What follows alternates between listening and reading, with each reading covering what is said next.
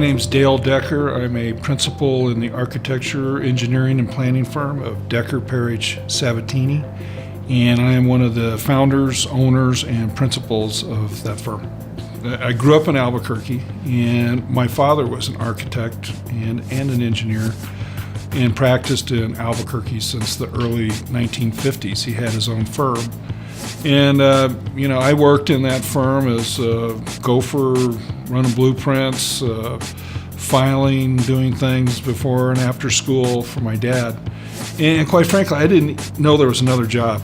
I thought that the world was revolving around being an architect, being a designer.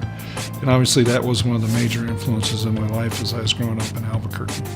Looking back to my high school days, actually Bill Gentry, who was the football coach at Highland, even though I wasn't a star football player, always was a big influence on my life. He taught me about perseverance and sticking to it and just being somebody that was always trying their hardest. And then I had a couple of great teachers at Highland High that taught me the academic side of things. And then when I went away to college, probably one of the biggest influences was urban planner, faculty member at Texas Tech, where I went to school, by the name of Dudley Thompson, who really gave me the insight into that architecture is more than just about buildings. It's the context, it's the cities that they go in, and it's the people that they serve. So those are some of the major influencers in my life. Our practice at Dekker, Parrish, Sabatini has really focused on building sustainable buildings that are energy and water efficient,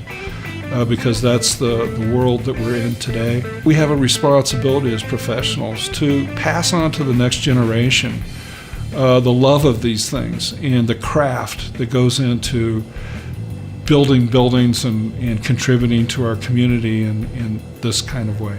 Recently we've been very blessed as a firm to have taken on some of the major building projects in our community. Follow your passion.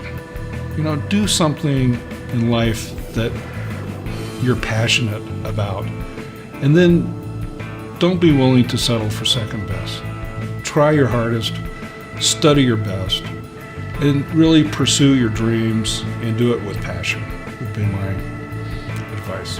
I've been very blessed. I've grown up here, be able to drive around town and see any number of buildings that we've been involved with the design of that I think have added to the quality of our community and a quality sense of place. Well, I'd just like to say to Junior Achievement and the members in attendance tonight, thank you for this recognition. It's very special to be honored in this way and to be inducted into your Business Hall of Fame.